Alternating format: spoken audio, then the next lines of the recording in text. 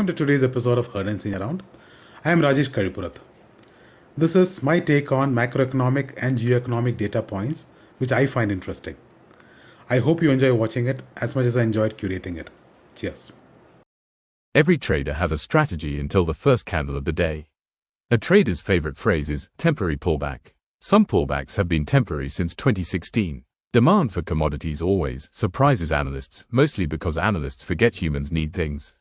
Bedtime is when children discover new hobbies, talents, and philosophical questions. Common sense is the least common subscription plan.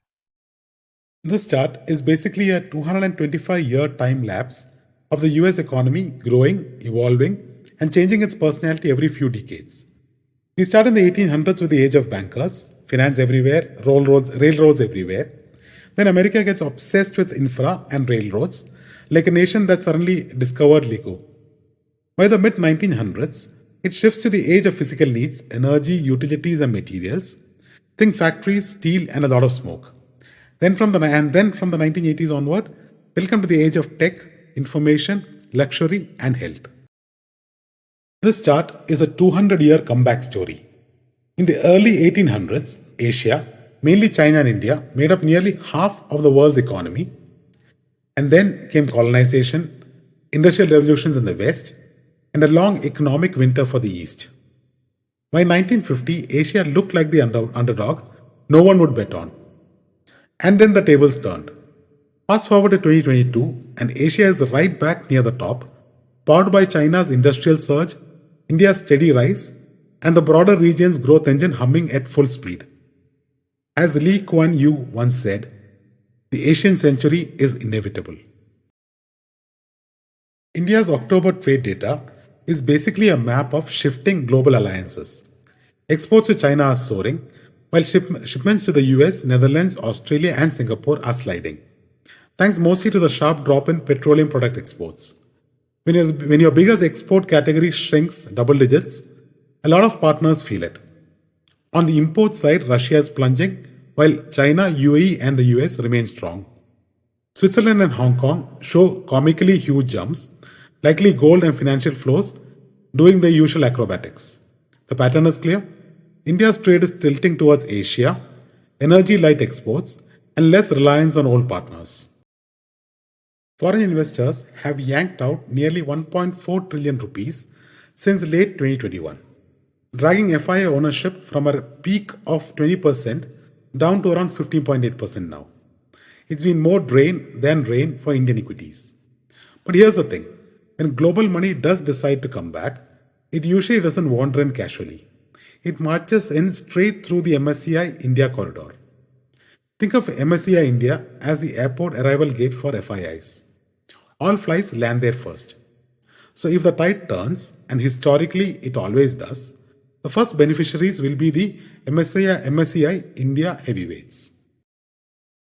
This is basically a 60-year scoreboard of which Indian states pulled ahead and which ones hit the economic snooze button. Haryana, Gujarat, Karnataka, Kerala, Tamil Nadu, Maharashtra. These states rocket upward, breaking far above the national average. Meanwhile, a cluster of others sink steadily. UP and Bihar falling to nearly half the national per capita GDP. And right in between, the shaded missing middle of mediocrity, states that neither soared nor collapsed, just hovered. The contrast here is almost comical. In the US, the top 10 S&P 500 companies now make up over 40% of the entire index, the highest concentration in 45 years. It's basically mega cap monopoly starring Apple, Microsoft, Nvidia, and friends. India, the Nifty is doing the exact opposite. The top 10 weight is near all-time lows, spreading out across more companies. It's less MAG 10 and more everyone gets a participation badge. HDFC Bank just nudged past TCS to become India's most valuable brand at $44.9 billion, proving that in India, money may not grow on trees, but trust in bank definitely does. The leadership is packed with familiar giants, Airtel, Infosys, ICICI, State Bank, basically the who's who of India Incorporated. But the real fireworks, Zomato up 69%, racing ahead it like it just found an express delivery lane to investor love. Taj Hotels, M&M, Make My Trip, and Indigo also joined the Up Only club.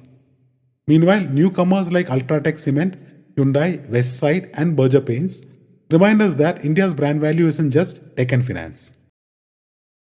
Cricket still owns the country with 612 million viewers. No surprises there.